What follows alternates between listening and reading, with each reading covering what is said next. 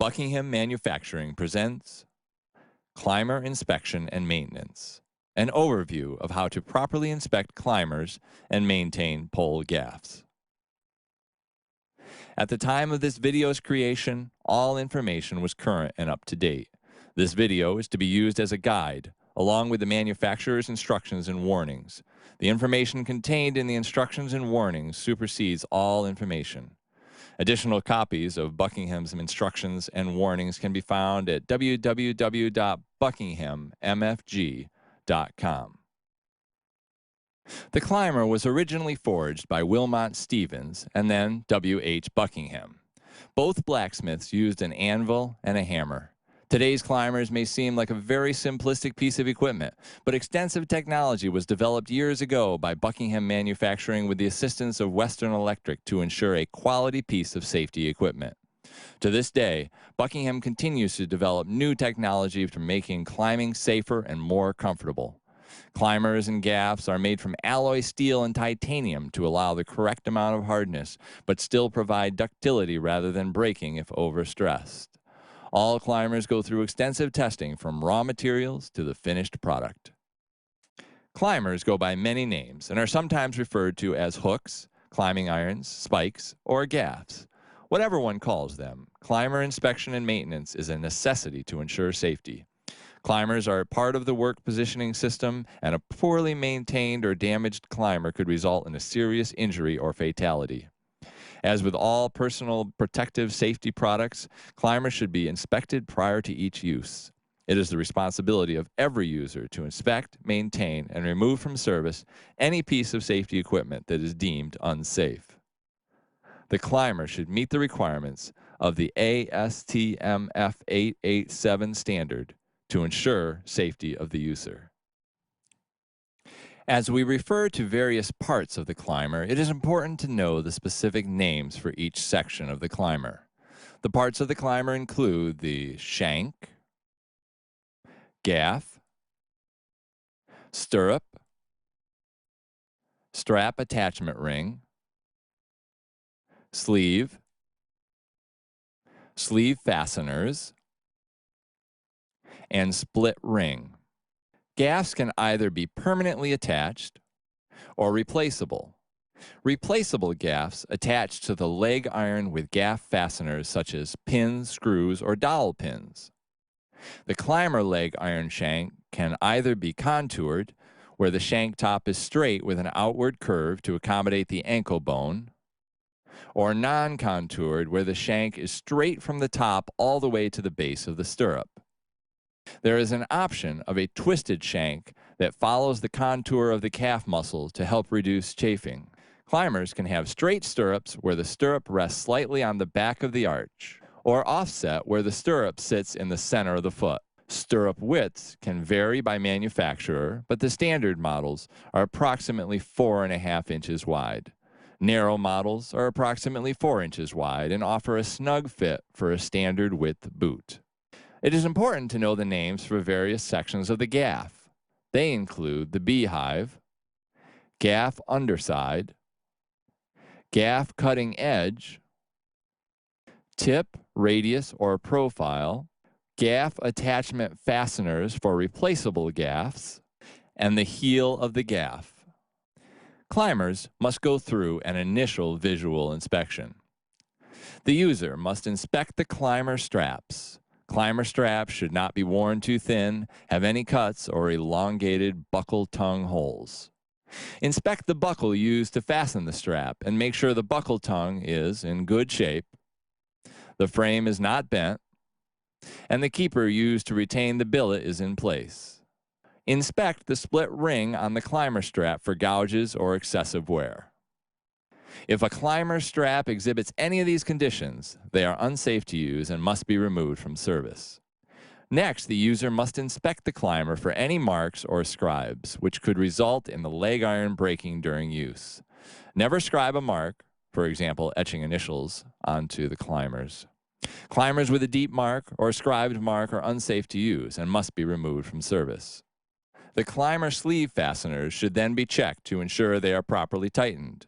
Only climber sleeve fasteners, either screws or barrel nut and screws are to be used to attach the sleeves to the climber, and 2 climber sleeve fasteners must always be used in each climber.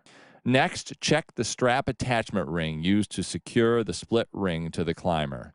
Inspect for wear in the ring. Also inspect to ensure the ring is properly attached to the climber.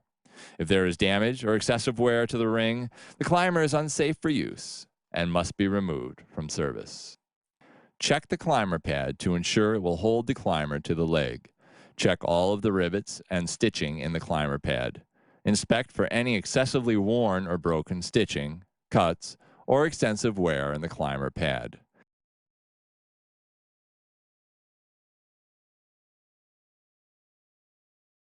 If these conditions are found, the climber pad is unsafe to use and should be removed from service. If using replaceable gaff climbers, the gaff screws must be inspected for proper screw tightness. The screw must be seated and flush with the countersink in the climber. Always follow the torque specifications supplied by the manufacturer to ensure gaff is properly fastened. A required tool necessary to maintain your climbers is the maintenance kit consisting of a smooth cut file, honing stone, gaff gauge, and instructions on inspection and maintenance. After the visual inspection is complete, use a gaff gauge for dimensional verification to the manufacturer's specifications. Be sure to gauge all dimensions before making a correction. Gaff gauges are specific to the particular manufacturer's climber. First, use the gaff gauge to check the climber stirrup width. If the stirrup fits flat between the gauge notch shoulders, the climber is worn too thin and must be removed from service. A stirrup worn too thin could result in breakage. Next, check the thickness of the stirrup on both edges. If either edge fits into the thickness slot on the gauge, the climber is too worn to be used safely and must be taken out of service. To check the gaff length, place the flat side, underside of the gaff against the gauge. The gaff tip should measure beyond the center line of the gauge. Any gaff measuring less than 1 1/4 inch is too short to be used safely and must be taken out of service. Note, replaceable gaffs are to be replaced only once after the original set is worn out through normal use. After the second set of gaffs wear out, remove the climber from service. Maintenance of the 1/4 inch radius gaff tip profile is important in preventing cutout. It allows ease of penetration and reduces pole splintering, thus providing less chance for gaff cutout.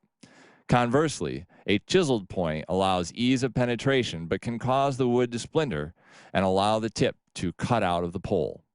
A needle point could result in the gaff tip breaking. The slot marked correct on the gauge should be your guide to proper shaping of the gaff tip. Fit the tip of the gaff into the gauge radius slot. A fit with the tip radius closely matching that of the slot is considered proper. A gaff tip that fits loosely and ends in a sharp point without the radius is unsafe for climbing and must be reshaped or removed from service. Make certain the gaff cutting edge is not rounded to ensure adequate gaff penetration of the pole. To check the cutting edge of the gaff, use the gaff gauge V slot. From the tip of the gaff to approximately 1/4 inch, only the cutting edge should touch the sides of the touch notch in the gauge as the gaff is passed through it. To check the gaff width at the 1/2 inch and 1 inch points, insert the gaff through each width check window on the gauge. The gaff tip should fall between the 2 inscribed lines. The gaff is too wide if it fails to reach the correct zone. The gaff is too narrow if it extends beyond the correct zone. If the gaff is too wide, draw file the inside flat surface evenly until the tip fits within the zone. If the gaff is too narrow, draw file the curved point or radius until tip fits within the zone. Do not file the beehive section of the gaff. Always use a honing stone to remove burrs. The profile of the gaff tip should also be rechecked after correcting the gaff width. Note that new gaffs may fall up to approximately 1/16 inch short of the minimum line due to powder coating. When the gaffs are used and powder coating wears off, the gaffs will fall at or above the line. To check the gaff thickness at the 1/2 inch and 1 inch points, insert the gaff through each of the thickness check windows on the gauge. The gaff tip should fall between the two inscribed lines. The gaff is too thick if it fails to reach the correct zone. The gaff is too thin if it extends beyond the correct zone. If the gaff is too thick, carefully draw file the inside surface of the gaff to reduce thickness just enough to allow the point to fall within correct zone. If the gaff is too thin, draw file the curved point or radius until the tip just fits in the correct zone. Always use a honing stone to remove burrs. Do not file the beehive section of the gaff.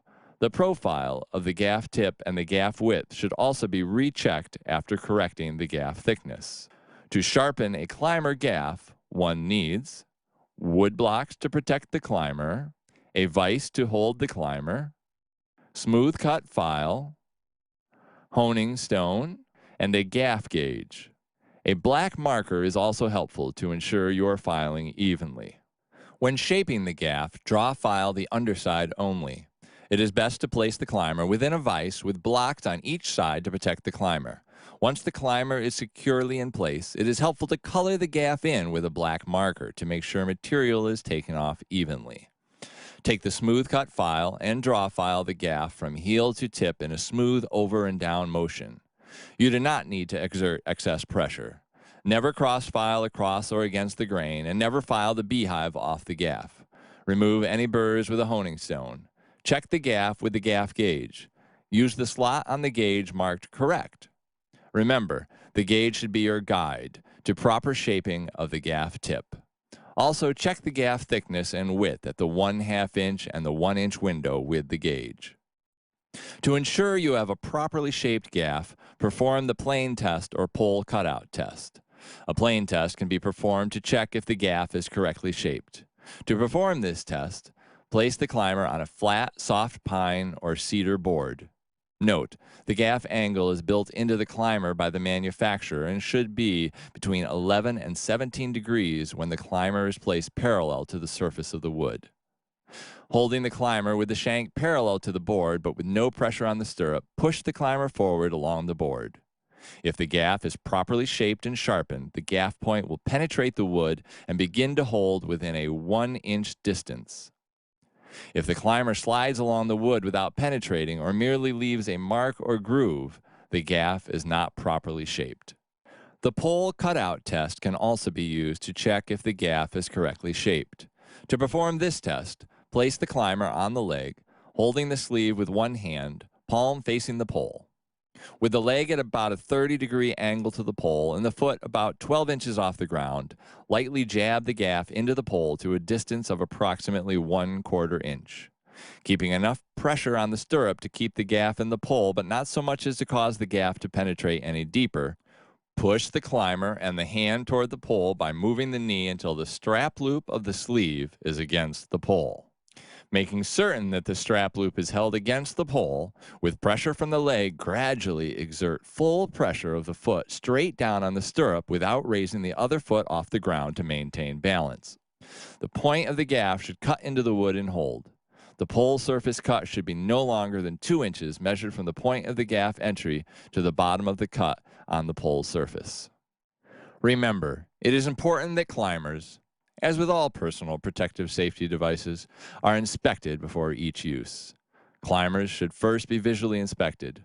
During the visual inspection, take time to check over the climber straps, leg irons, sleeve fasteners, climber pads, climber strap ring, split ring, gaff, and the gaff fasteners if using replaceable gaff climbers.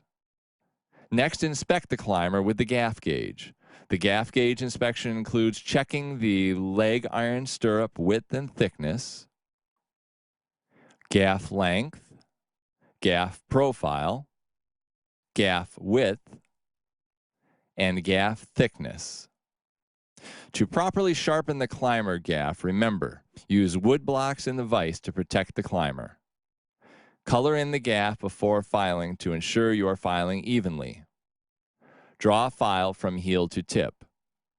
And inspect with the gaff gauge. Once the climbers are inspected, perform the plane test or pole cutout test. There used to be an old saying at Buckingham, there are old linemen and there are careless linemen, but there are no careless old linemen.